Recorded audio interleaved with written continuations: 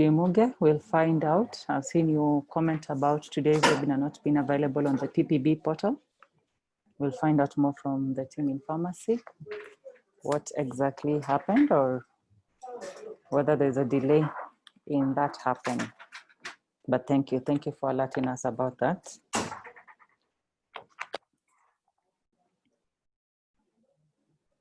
So we're ready to start today's conversation, and today we'll be talking about personal protective equipment. What do you need at your place of work? We have a team from IPC, KNH Infection Prevention Control Unit, and they'll be taking us through that. We also hope to touch a bit to hear from you what you have in your facility. I know you're listening from various parts of Kenya. It will be good to hear from you about what is available at your facility. So kindly let us know in the Q&A section what the county hospital or the private hospital you're working with, or the clinic you're working in, or the pharmacy you're working in as provided for you as a healthcare worker. So I'd like to hand over to Abija Mwembu to start us off during this session and also introduce her colleague. Thank you very much. Good afternoon, everyone. Welcome once again to this platform where we are going to discuss about the rational use of PPEs in our healthcare settings. With me, I have my colleague, Jemima. You could introduce yourself. Hi, everybody. My name is Jemima Katama from Canada National Hospital, Infection Prevention and Control Unit. You are welcome. Thank you. Without wasting a lot of time, let's get down to the presentation.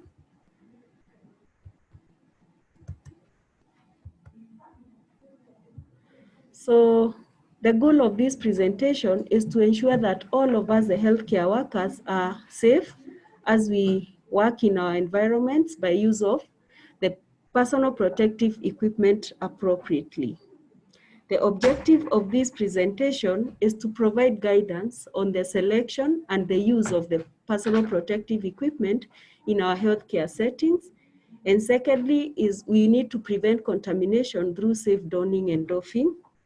That is putting on and removing the personal protective equipment. So what is a personal protective equipment? It is a specialized clothing or equipment worn by the healthcare worker for protection against infectious material. So what factors influence our selection for a PPE? One, it is the type of exposure that you're anticipating. Is it a spray? Is it by touching, or is it by splash? Also, the category of isolation precautions. For COVID-19 specifically, we will be concerned about the droplet precaution. We also consider our PPE selection through about the durability and the appropriateness for the task. How durable is this PPE? And the fit. You must be very comfortable in the PPE that you have chosen so that you may be able to work effectively. So the decisions about PPE should be determined by the type of clinical interaction with the patient, or basically what we call the risk assessment. So there are several PPEs used in a healthcare setting, and I'll be very specific for COVID-19 purposes. And one will be gloves, which protects the hands, the gowns or the aprons that protect the skin and or the clothing that you're wearing, the masks and the respirators, which protect the mouth, the nose. The respirators specifically are used to protect for respiratory tract from the airborne infectious agents. We also will have goggles that protect the eyes, the face shields also that protect the eyes, the face, and the mouth and the nose, and then the N95 mask for respiratory precautions or during aerosol producing procedures. For example, intubation, extubation, suction, nebulization, and some other dental procedures, just to mention but a few. So we have PPE chosen according to the particular precautions that we want to provide. For example, the contact precautions. Contact precautions, we shall use the full body suit, the one that people are calling the hazmat suit, the COVID suit, and the mask, gloves, boots, goggles, and the eye shield. The contact precaution, you ensure that you are fully covered. For droplet precautions, we will need the surgical mask, the face shields, the goggles, or the N95 when you're expecting aerosol generating procedures. Airborne precautions is specifically we put on a respirator mask or an N95 mask because of reasons that I will explain. So when handling a patient with COVID-19, this is the portrayal of a full protective gear, which is put on by the staff who is taking care of a positive patient. Note that we are not portraying a photo of someone in a full body suit. Basically, what we need is the eye protection, so you can use the visor or the shield or the goggles. Then you need a gown that is fastened behind you. Then the hands should be in gloves. And then the healthcare staff is likely to come into contact with the coronavirus patients, but not carrying out invasive procedures. You will be given the above PPE. Now, this is a visual guide on how to work in two scenarios. One, we will have a scenario where we are just taking care of a general contact with confirmed or positive COVID-19 patient. We will need the eye protection to be worn on risk assessment. For fluid resist, we shall have a fluid resistant surgical mask, like the one I'm putting on, a disposable apron that is worn over your surgical scrub, the gloves because of touching anything that could be coming from the patient. But for aerosol generating procedures, which all high risk areas, this is the kind of dressing that we expect. That healthcare worker will need the goggles, that is the eye protection. We'll have a filtering face piece respirator, that is the N95 or the K95 that we have, a long sleeved fluid repellent gown, and gloves.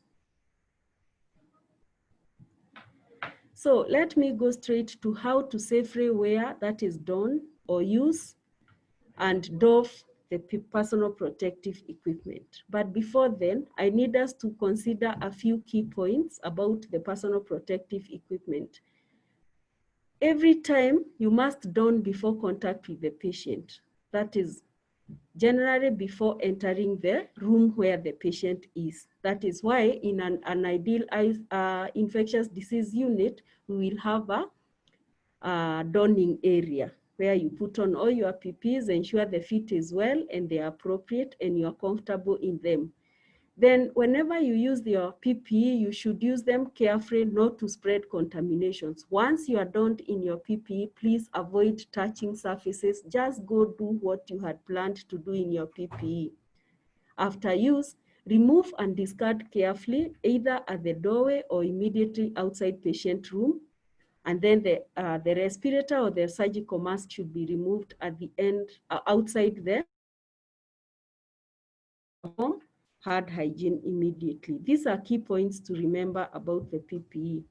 Now, keep the gloved hands away from your face. Once you have put on your PPE, avoid touching yourself.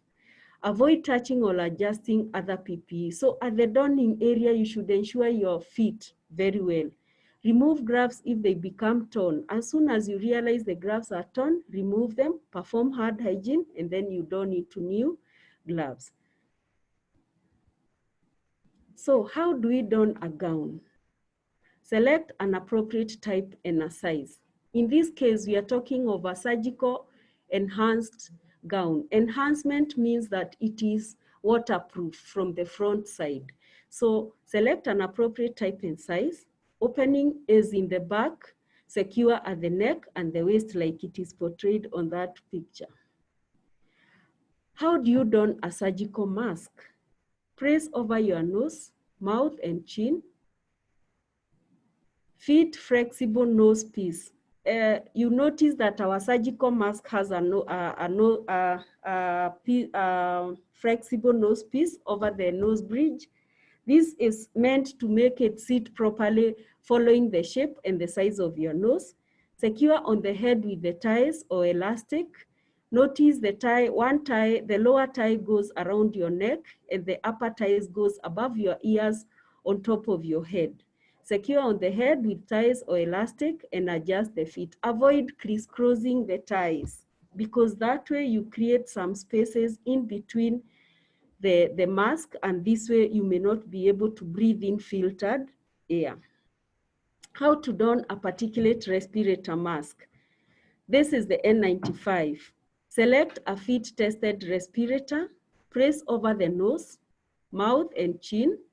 Fit flexible nose piece over the nose bridge, secure on the head with elastic, adjust it to fit you, then perform a fit check. This ensures that you will be comfortably breathing even as you carry on with your work. So when you inhale when you are in an N95, the respirator should collapse. When you exhale, you're checking for leakages around the face. In case there are leakages, then know that that is not your correct fit. How do you don the eye shield and the face protection? Either the goggles or the eye shield. If it is the goggles, position the goggles, and the goggles should be over your spectacles if you use the prescription spectacles. Position goggles over your eyes and secure to the head using the earpieces or the earband. Some you can tie them or you can pull them to adjust to fit you properly. Position the face shield over face and secure or blow with the headband, and then adjust to fit comfortably. Please never start attending to a patient if your PPE is not well fitting.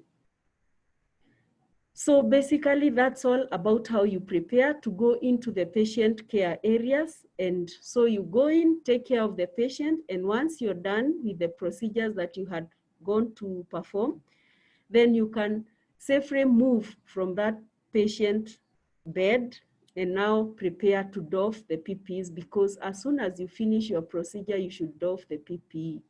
This is how you do it. So there is a sequence of doffing the PPE. So perform hand hygiene with each step. So before you doff the gown, you must perform hand hygiene in your gloves so that then you're able to doff the gown, and then perform a hand hygiene, doff the gloves. Then outside the patient care area, that is where you will walk out, close the door, and then there you can doff your eye shields, the goggles, the mask, which can either be an N95 or a surgical mask outside the patient care area. I want us to understand a few terminologies where we will say a contaminated and a clean area of a personal protective equipment. The contaminated area is the outside front. The front that faces your patient care area is where we say is contaminated. These are areas of PPE that have or are likely to have been in contact with the body sites, materials, or the patient environment, the surfaces where the infectious organism may reside. The clean area is the inside of your PPE. This could be the outside back, the ties on the head and at the back. Areas of PPE that are not likely to have been in contact with the care area. So, where do we doff the personal protective equipment? If you're using an isolation room, ensure you doff it at the doorway before leaving a patient room or in the anteroom. If you are in an ideal infectious disease unit, you will have to leave the patient care area and get to the anteroom. If you are in an isolation setup or a corner of the ward, you get as near as the exit as possible, and that is where now you doff. So the respirator mask, like I had mentioned earlier, should be removed outside the room. Ensure that hand hygiene facilities are available at the point needed, e.g. there should be a sink there. So when you're identifying an isolation area or a cohort area, there should be the consideration of a hand wash facility. So how do we doff the isolation gown? You unfasten the ties from behind, peel the gown away from the neck and shoulder, turn the contaminated outside towards the inside, and then fold or roll into a bundle or a ball and discard it in a red bin. Then you proceed to doff the gloves. Gloves grasp the outside edge near the wrist, peel away from the heart, turning glove inside out, hold in the opposite gloved hand. So you move the gloved, the one that you have removed into the other gloved hand. Then slide ungloved finger under the wrist of the remaining glove, peel off from inside, creating a bag for both gloves, and then you make a ball and discard in the red liner. I hope you can see what is demonstrated on the slides. Then how do you doff the face shield? And remember, the face shield, you are doffing it outside the patient care area. Then grasp the ear or the head pieces with the ungloved hands, lift away from the face, then place in a designated receptacle. Most of the times, the goggles or the face shield are reusable. So you should place them appropriately for reprocessing for reuse. Then how do you doff a surgical mask? Untie the bottom, that was the tie that was around the neck, then top, then tie and untie, remove from the face. Most of the times we encourage people to face forwards near the dustbin as possible, and then discard. How do we doff an N95 mask? Remember the 3M N95 has 2 straps. If it is the K95, just get to the back of your ears and pull the straps and remove it and discard in the bin. If it is the 3M N95, lift the bottom elastic over your head first. Get to the bottom strap, then lift off the top strap and discard it in the red bin. Remember, the N95 is single use. It should be removed as soon as you are through with an aerosol generating procedure. Then as soon as you have doffed up your masks, either the N95 or the surgical mask, perform hard hygiene and immediately get into a new surgical mask. Perform hard hygiene immediately after removing each PPE, wash hands with soap and running water, and ensure that the hard hygiene facilities are available at the point needed. So, beyond the right PPE, might you have been inadvertently exposed? So, this leads us to a question: what is an exposure? And this is very, very important because currently everyone is feeling, after taking care of a COVID-19 patient away from the infectious disease unit, you term yourself exposed. Let me bring to your attention that we may have to classify the risks into 3 categories. We have no risk, low risk, and high risk. We will say there is no risk if the healthcare worker was taking care of a COVID-19 confirmed patient but had all the appropriate PPE. Whether the patient wore a mask or the patient did not have a mask and the health worker has the right PPE, then that is no risk. If the patient did not have the appropriate PPEs, especially a surgical mask, and the patient did not have a mask, then, or you performed an aerosol generating procedure and you wore a surgical mask, then we can say there was low risk because there was aerosol generation.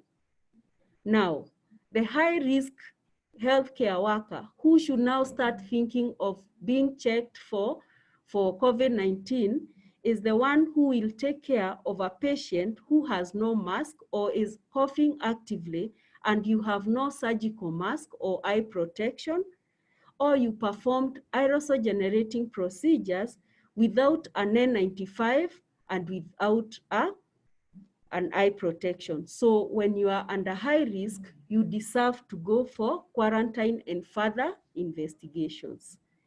So in this era of COVID-19, we've had several successes. In as much as we may curse this pandemic, there are few successes that we count. Like, it has called for the IPC unit to keep going around the hospital and everywhere, sensitizing and resensitizing staff about COVID-19. This has created a lot of awareness, and that's a plus. healthcare workers have now appreciated the use of PPEs using risk assessment. This is the time I'm realizing, or the whole team is realizing, people will come asking for a specific type of PPE depending on the risk they are anticipating. Then patient placement as a standard precaution in IPC has now been well practiced, where we are able to triage and place the patients appropriately. Then every success comes with challenges. A few challenges have accompanied this success, like having to dress down from coverall to droplet precautions. You noted in my presentation, I did not mention anywhere where we are going to use the hazmat suit or the coverall. This is the way we are expecting to go, even in the infectious disease units. But it is not an easy task, and it is faced with a lot of challenges, but we are hoping we will make it happen. There is fear and panic amongst healthcare workers. That's a big challenge, where you discuss, you sensitize, and before you know it, healthcare workers are back and feeling scared. Then traffic control in the hospitals has caused a lot of conflict. People may even have low opinion towards your hospital because you're denying them access. We don't want the crowd around the patients and all this. Then there is misuse of PPEs. This is the biggest challenge that we are facing, where someone wants to put on 3 pairs of masks. One wants to put an N95, a surgical mask, and another one on top. So that has been faced with a lot of resistance, but I will urge you to realize that when you put on a lot of PPE, then you lose the meaning of a PPE. For example, if you put on 3 pairs of masks, you create vacuum. So the air is forced to get into that vacuum. And so the most possible thing is that the air that gets in from all the areas that it can get in to occupy the vacuum comes into you without filtration, which should have been done by the mask. Then there's a lot of misconception and stigma, and especially misconception where people do not want to be guided by the WHO on every step of the COVID-19. So you will get gutter press and every person talking about things. And so you end up having a misconception.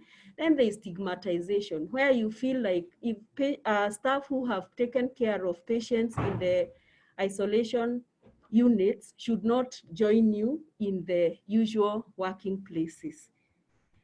So we have also seen some areas of improvement, like healthcare workers should understand the mode of transmission of a disease in order to choose the right PPE. You realize we were so scared about COVID-19 at the inception, and so we ended up using a wrong precaution, where we used the hazmat suit for contact precaution instead of using the droplet precaution when choosing our PPEs to take care of COVID-19 patients. SOPs and work instructions are very key for patient care and management. These guidelines should be following a pandemic. As soon as a pandemic comes, we need to just generate them immediately in order to guide people for uniformity. Then adequate supplies and infrastructure. We have realized that having to map areas for isolation, some areas may not be ideal, and this has given us a lot of pressure, whereby we have to make do with what we have as an infrastructure. Then the need to have smooth communications for better coordination. That is an area of improvement. And I think I'm almost through with my presentation. And so I welcome any questions from all of you. Thank you for listening, and thank you for giving me this opportunity to take you through this. Over to Dr. Kalondu. Thank you, Abija, for that presentation. We appreciate that you're able to, sorry, let me mute you.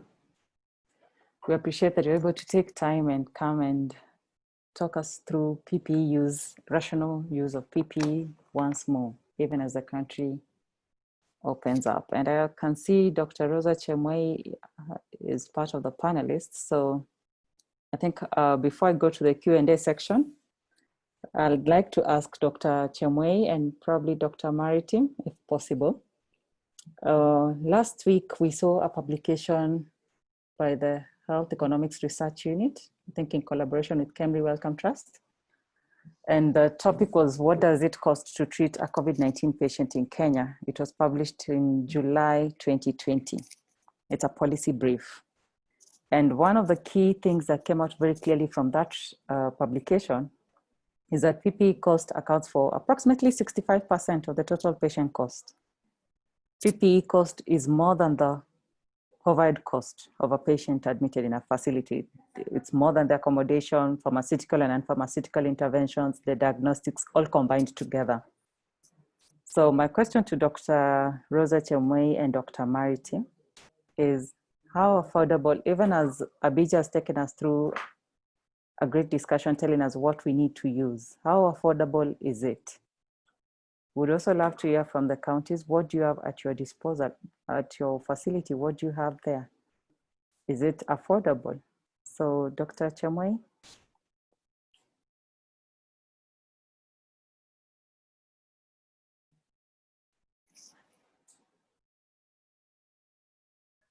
Hello, Dr. Chemwei. Okay, so Dr. Maritim, as we wait for Dr. Chemwei is the head of IPC unit in KNH. Dr. Maritim, would you like to comment about the cost of PPE?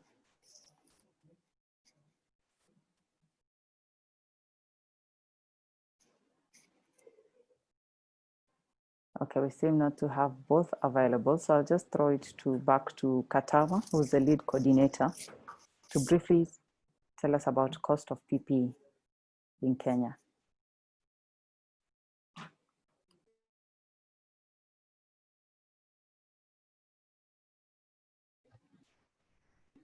Thank you, Dr. Kalondo, for that.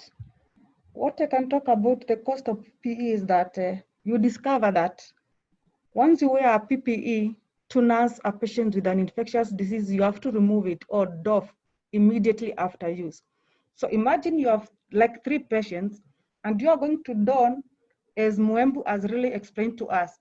You have the gloves, you have the mask, and the reinforced surgical gown, and maybe the face shields you also have, and boots to nurse that patient. Immediately after you leave that room, you have to doff all those PPEs and then prepare yourself by washing your hands and go to the next patient. As per the patient increased, the cost will increase because the PPEs are going to be used per patient if we are to prevent infection. So that is why the cost is high. Each PPE is costly. I was looking at the document where they were saying the ICU patient is costing around 51,000 per day, and a general patient will cost around 24,000.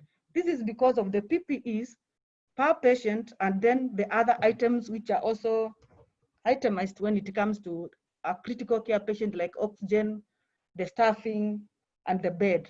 So PPE are quite expensive because it's single use, you dispose. And even those ones which can be recycled, there's costs with the recycling.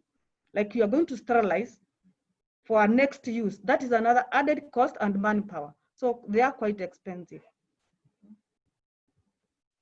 Thank you. And that brings us to the question about N95, because I'm seeing quite a number of people asking how can we recycle N95? Is it in all circumstances, or when do you discard an N95? Because they've seen articles about recycling of masks. There's also another question about the KN95. First of all, let me ask, what's the difference between the KN95 and the N95? The difference between the KN95 and N95 is the manufacturer, because both of them, the filtration is 95%. But KN5 is from a different country and N95 is from another different country. But when it comes to filtration, it's the same, 95%.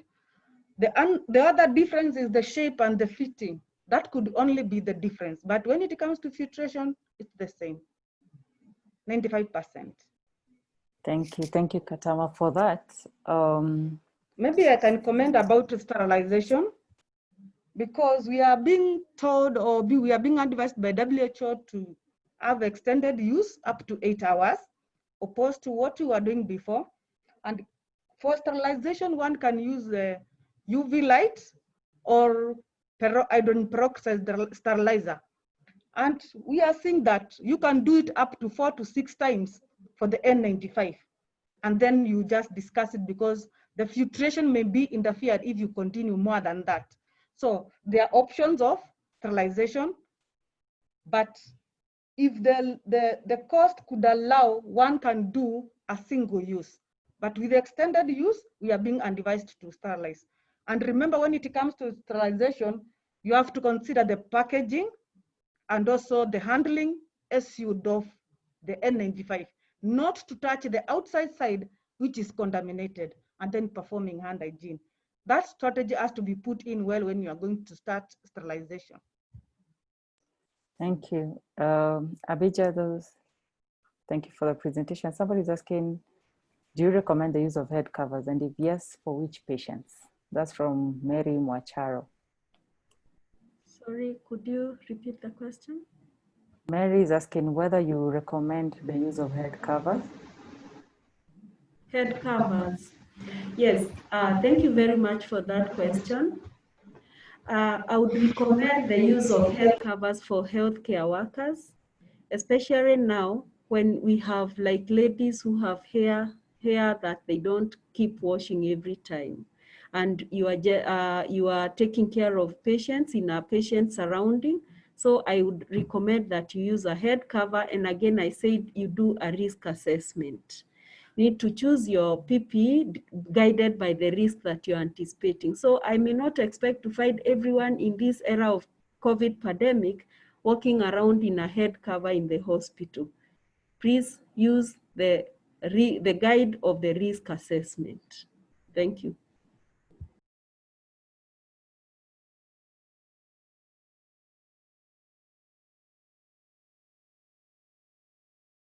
Like taking phytosigns.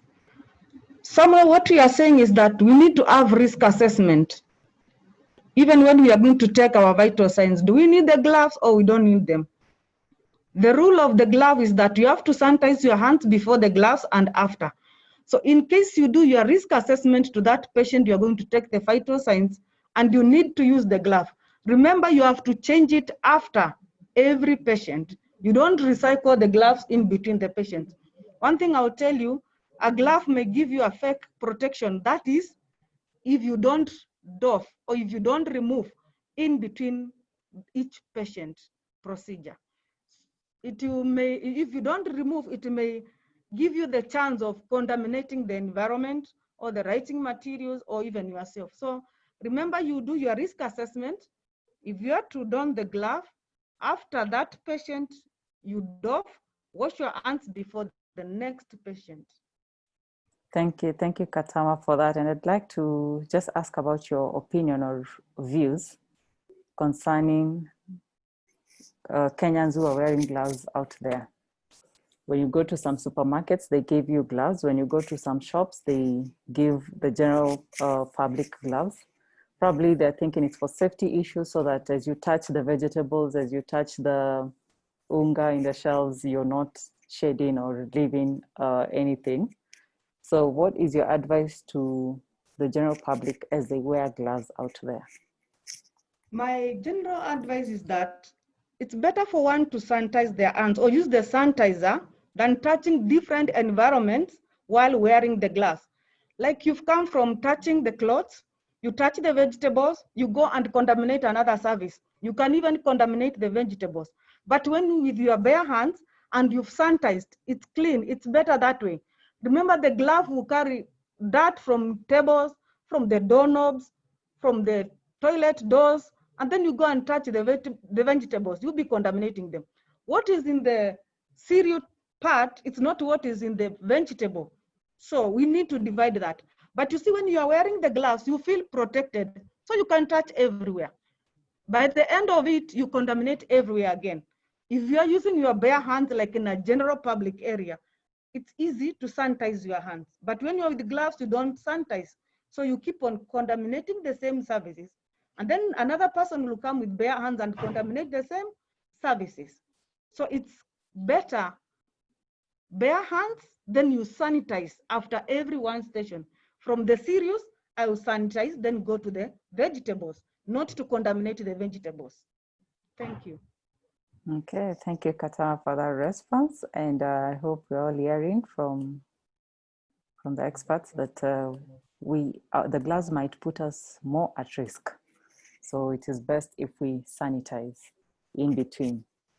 Moembo, how long should one be in PPE? This is from Celestine, and she's asking, in the hospital setup and also in pharmacies or in the streets, how long should one be in PPE? Thank you very much again for that question. A personal protective equipment, like we said, should be used to protect you. But in this case, the PPE that would give us a challenge is like, for example, the mask, which we are asked to leave in a mask everywhere. So when I am taking care of a patient and I don't to take care of that patient, as soon as I finish taking care of that patient, I should be able to remove those PPEs immediately as near the patient care area as possible. But when I'm talking about the surgical mask, for example, which I put on when I leave my gate in the morning up to my place of work, and I'm expected to live in it as I go about my work every day, I am expecting it to be on you for like 8 hours. 8 hours is good for the surgical mask, but I will urge you to avoid one thing. There is this practice of me coming in with my surgical mask from home. At tea time, I want to remove it and place it somewhere as I take my tea and then don it back. That is where we go wrong. At the point where you are donning back your used PPE, you are at risk of contaminating yourself. So we urge everyone who is providing masks, or when you carry a mask, at the point where you are even entering into a restaurant to eat, remove and discard that PPE, wash your hands, settle down, eat, and then don into a new mask, which can last now up to the time you get home. But when you perform procedures, you should remove it as soon as you're through with the procedures. Thank you. Thank you, Mwembu, for that. That sounds like it's a costly affair, especially for the public who we expect to have masks. May I say something there? Yes, yeah. I want to say it could look like a costly affair, and that is where being told, stay at home if really there's nothing you're going to do wherever you're going, because you will be expected to adhere to this precaution. So if I am rushing to the bank, which I must go, then I am safe. I'll be out there for 4 hours at most and get back home and remove my mask. If I'm anticipating to get to a crowd, then that is when I need to be in a mask. But for healthcare workers, that is the ones that I'm saying, essential services where you need to be in an office for long hours, you can't avoid to do that, then that is the practice that you should adopt. Thank you. Good, thank you. There's a question from Faith Kilonzo, and this is to Abija, and she's saying, as dentists, we're using and discarding 2 sets of PPEs for each patient seen, one for me and another one for my assistant.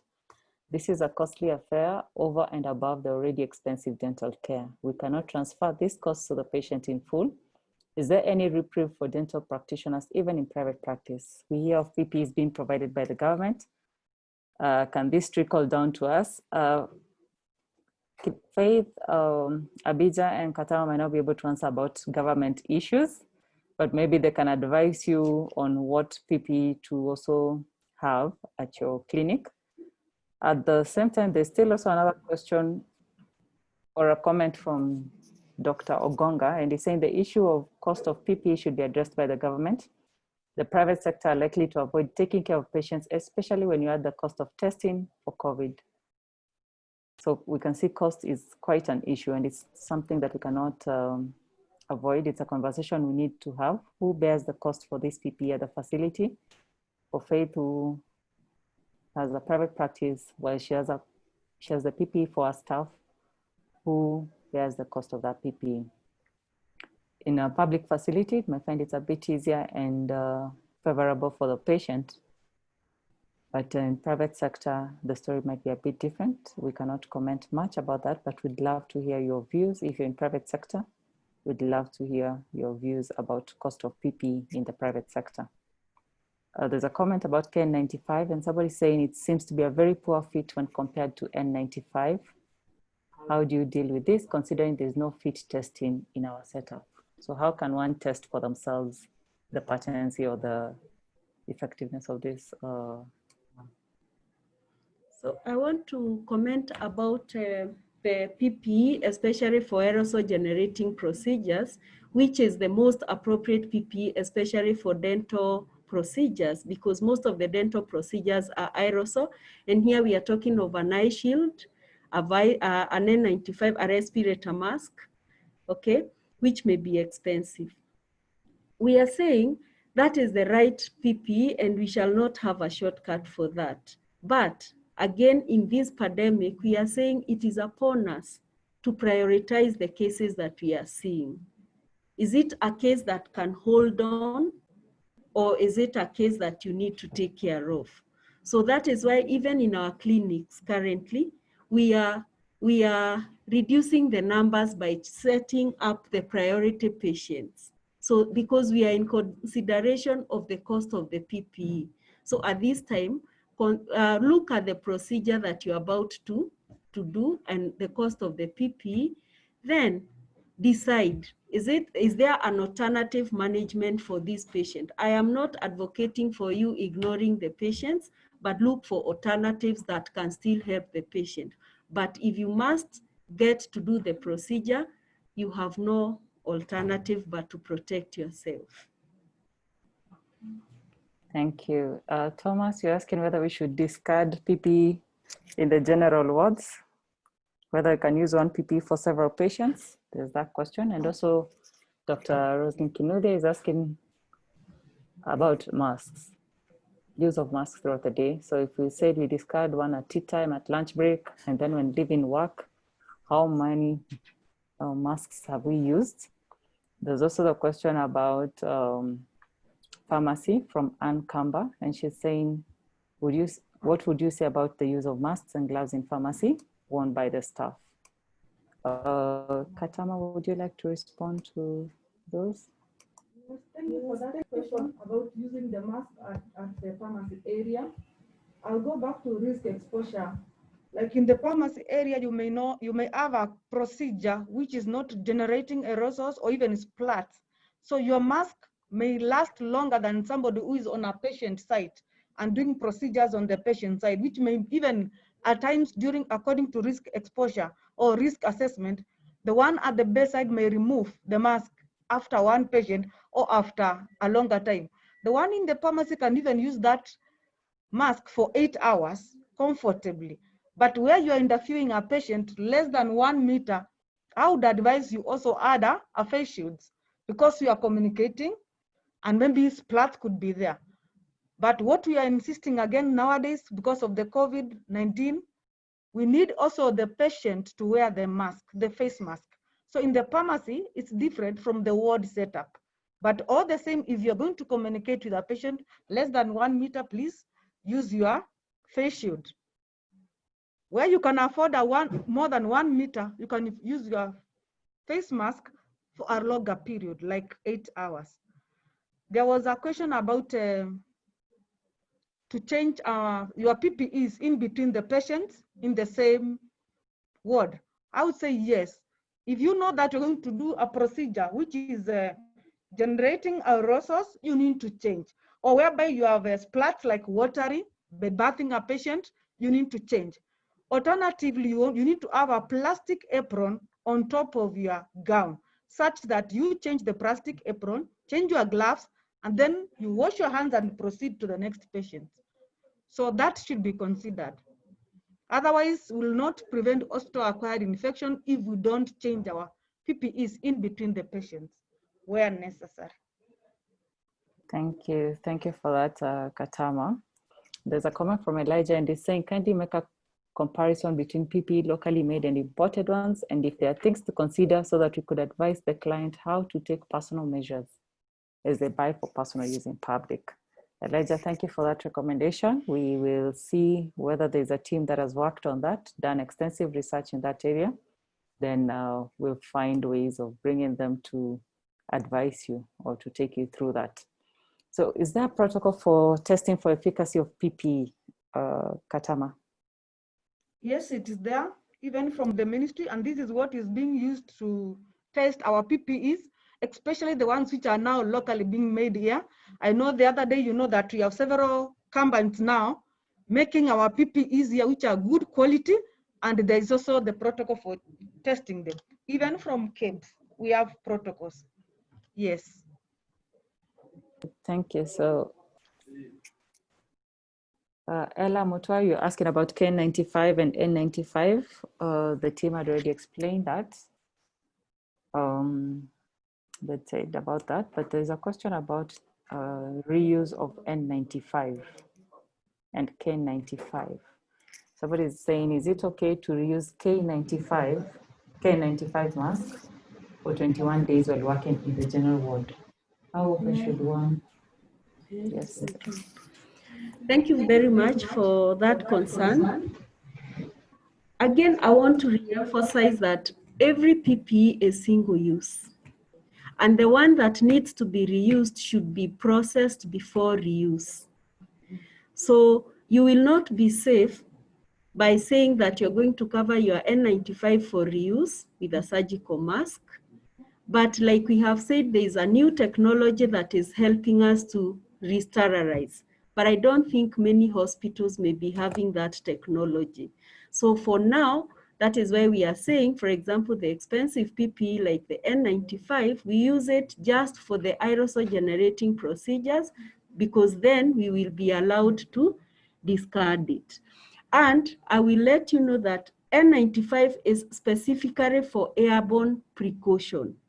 We are not putting it on because it has a superior filtration, because like Katama said, it is filtering 95%, just like the surgical mask. And so why we advocate for use of a N95 or a K95 during aerosol generating procedures is just because of the fit. It fits very well around your face.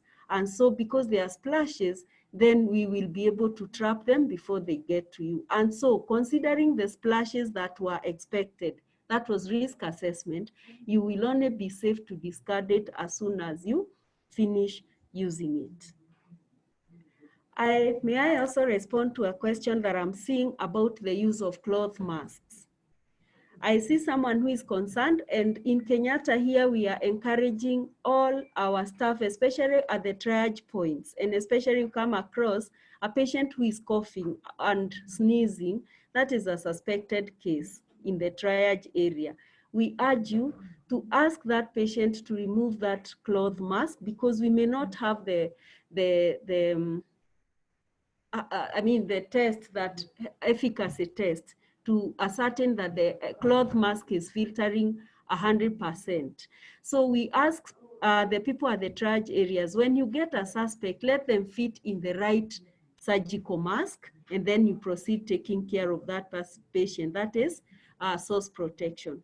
But for the use that is happening in the public areas at home and everywhere, I would urge the person who uses it to wash it as soon as they get home. Just using soap and water will be adequate, and then leaving it to dry in the sun. Thank you.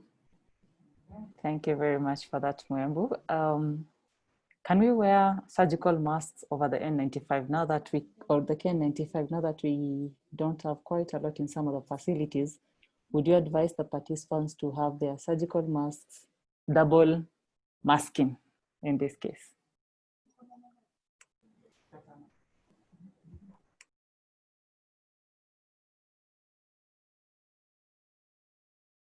It may not fit well, and also it increases the work of breathing. It will be very tedious to wear like that, and then because of the fact that you are wearing 2 or 3, you may feel that you are quite protected, but it cannot fit well when you have that 3 or double layered mask. We need to have one. It's better to get the fitting one than having several layers of mask being worn at the same time. And again, we are looking at the costs. Let's minimize the costs. Okay, thank you. Disposable gowns. Yes, there's an issue about There's a question I can see about the gowns disposable, or do we have gowns that are to be sterilized and reused? Yes, the gowns are disposable, but there are options nowadays on how to sterilize if you have the hydrogen peroxide sterilizing machine or even UV light.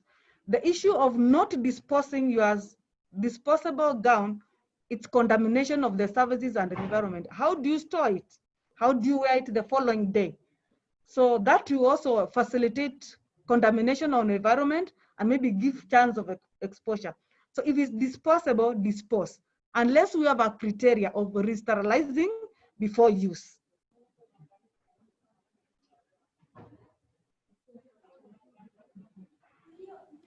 I want to respond to a question where someone is asking, I explain, that is Techno Common, is asking, I explain how to demonstrate the fit of the surgical mask. This is very key because I know there has been a misconception where people want to place the surgical mask like it has a patient side, a staff side, but I will tell you about the surgical mask. The surgical mask has 3 layers, and one layer, the front layer is water resistant. Then we have a filter in the middle, and then we have an absorbent side. For example, the most common surgical mask has a blue side and a white side, just to go by the color, though the color may change. So this is what I am talking about. The surgical mask looks like this. So there is the blue side that is water resistant. Then in the middle, we have a filter, and then we have an absorbent side. The absorbent side should always face the nose and the mouth of the wearer, be it the patient, be it the healthcare worker. Then the water resistant side should always be outside, so that if you're putting it for the purposes of source protection, that is you're coughing, you're sneezing, then whatever you cough is absorbed from the absorbent side that is next to your nose or mouth and does not penetrate beyond to the outside because of the water resistant part is protecting it. If you had put it for protection, you're not coughing, you're not sneezing, then the water resistant side traps whatever a patient who has no mask may cough or sneeze onto you, and that way then you're protected. Then the filter is the one that we talk about, filtering 95%. That is why I will urge you not to overput or to overdress the PPEs by putting on 3, because you will be creating a vacuum and air will try to penetrate, hence bypassing the filter that is supposed to filter and trap the COVID-19 virus. Thank you. Thank you, Mwembu, for that demonstration and for explaining it in details. There's a comment from Linus, and Linus is saying, sorry, where was that comment from Linus? I saw a comment from Linus, and they're saying N95 has been tested in some centers and found to be equal to surgical mask. We need to do validation of the same in our country. Thank you, Linus, for that feedback. We'd love to have access to any research that has been done or any policy that has been published. Then we can have a discussion about that. So we are ending this meeting in the next 10 minutes. And my question to both Katama and Abija, what is the advisable PPE for home-based care now that we have embraced home-based care for COVID-19 patients? What would we advise the person who's taking care of the patient to have? They may not have the full picture of what you've given us, but what can they use? And also issues of disposal. I know those ones lie mostly in public health department, but maybe you can also expound on how do we dispose this PPE? Thank you, Dr. Kalon, for that. The PPE for home-based care is basically the surgical mask. The patient or the client should wear the surgical mask, and also the caregiver should always wear the surgical mask. And then try to follow the other precautions like 1 meter distance, and also sanitization of our hands and clean environment, disinfecting our environment. So the basic PPE is the surgical mask. Thank you. I think I just want to echo what Katama has said and just I muted and just emphasize on the fact that now when a patient is sent home, a doctor has assessed that patient and decided this patient can be taken care of at home. Health education is carried out on how to take care of yourself and prevent yourself from contaminating the others. So it would be appropriate not to use the cloth mask, but use a surgical mask in this case. It will be like now the medicine that would have been prescribed. So the surgical mask will come in handy. And then once you use them, it will be appropriate to identify a particular plastic bag where you discard those used surgical masks at the end of the day or at the end of taking care of that patient, and then be able to burn them. Thank you. Okay, thank you very much for that.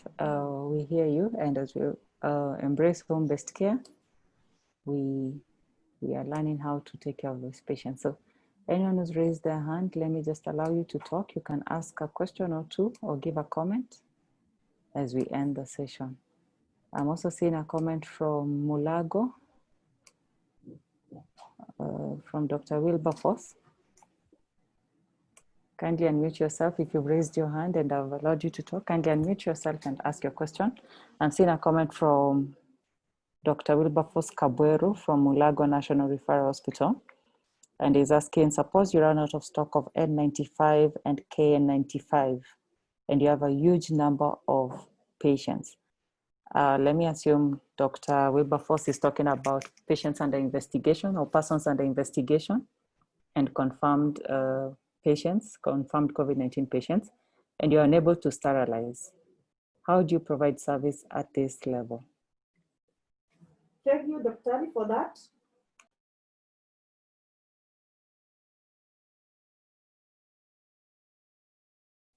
You'll be comfortable to use a surgical mask and a face shield. And also the patient should have a surgical mask. I can also see here you are saying about sharing the SOP. Maybe you can get in touch with us.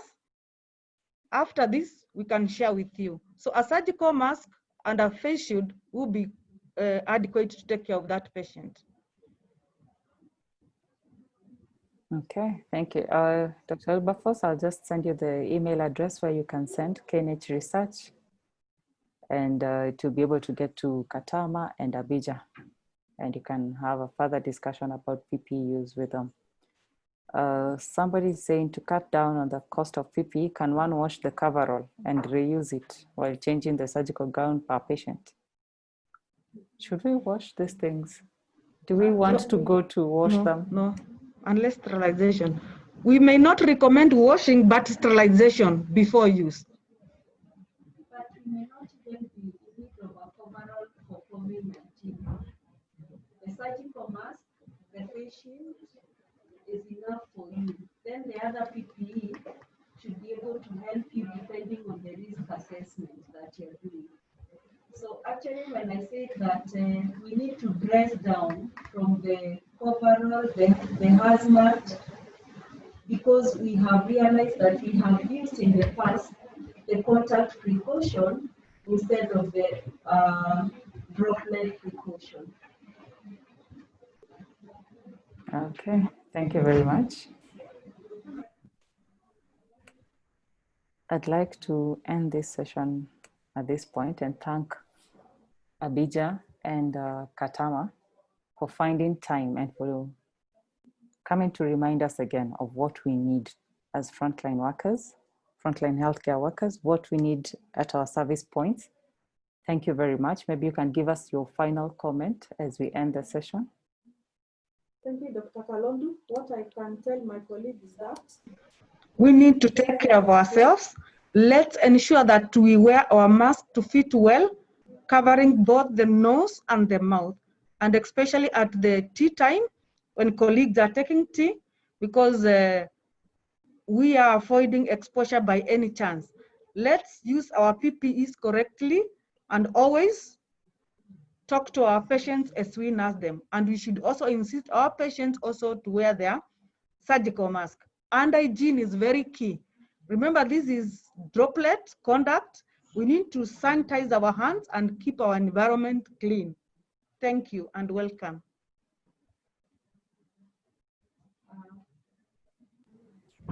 Thank you very much for listening to us.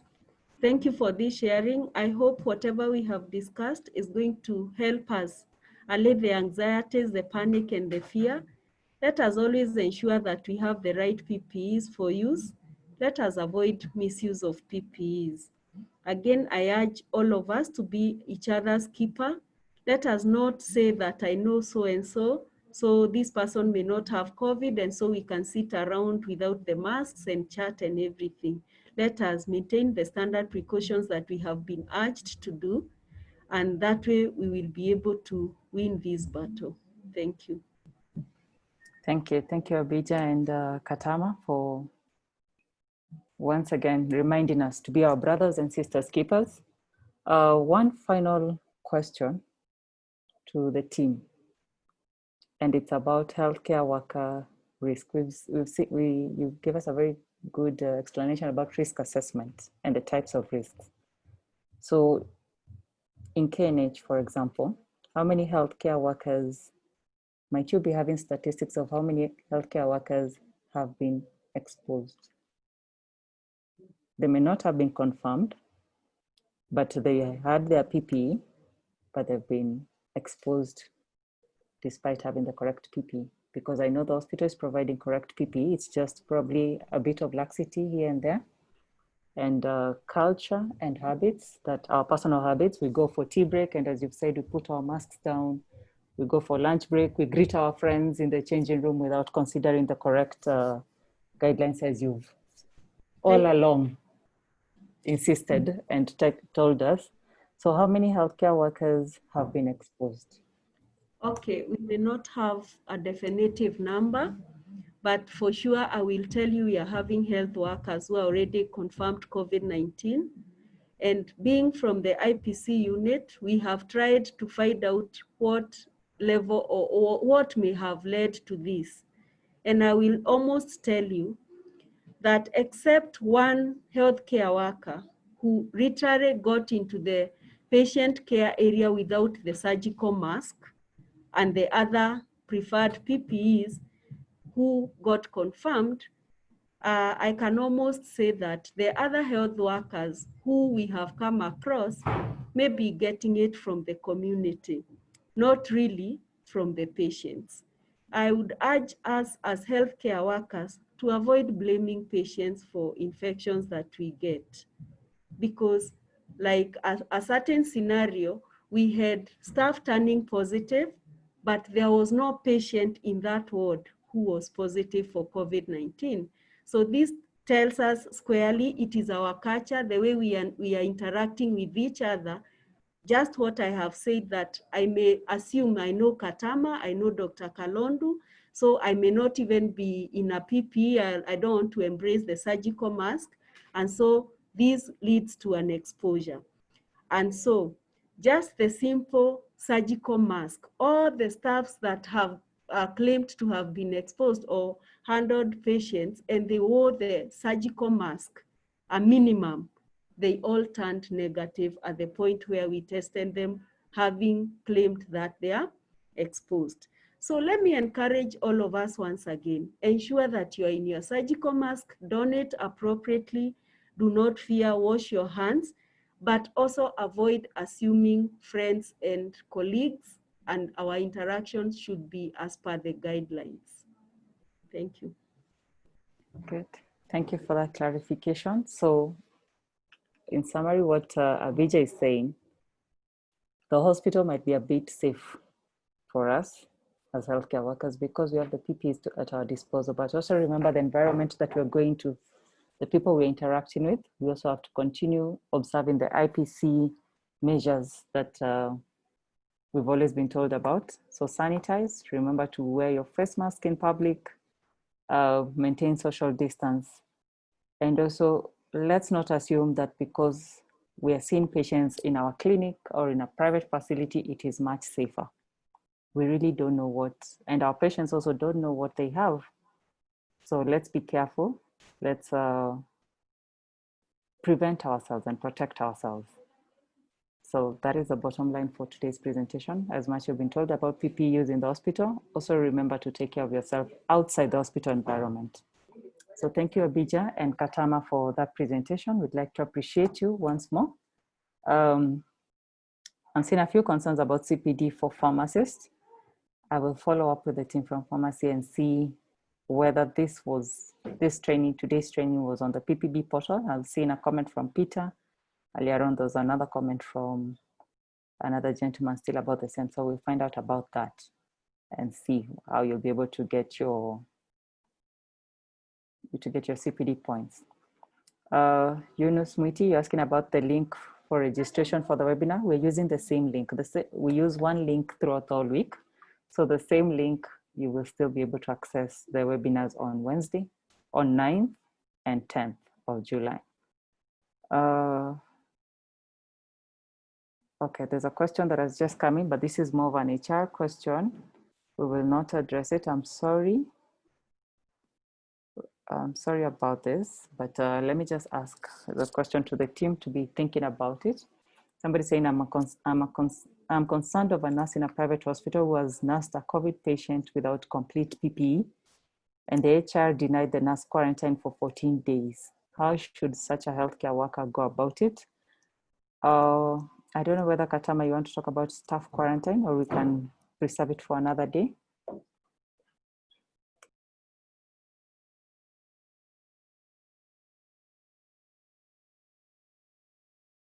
Okay, we'll preserve staff quarantine for another day once we see the government guidelines, and we'll have somebody from the ministry to take us through staff quarantine guidelines and also staff isolation. So thank you so much to the team.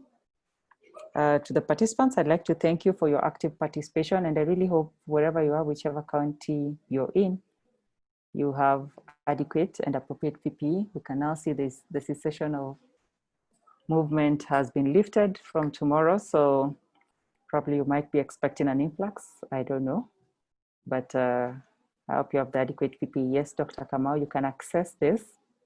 We will be able to upload them on the KNH website. Within a day or two, we will upload them. So thank you very much, and have a good afternoon. Bye.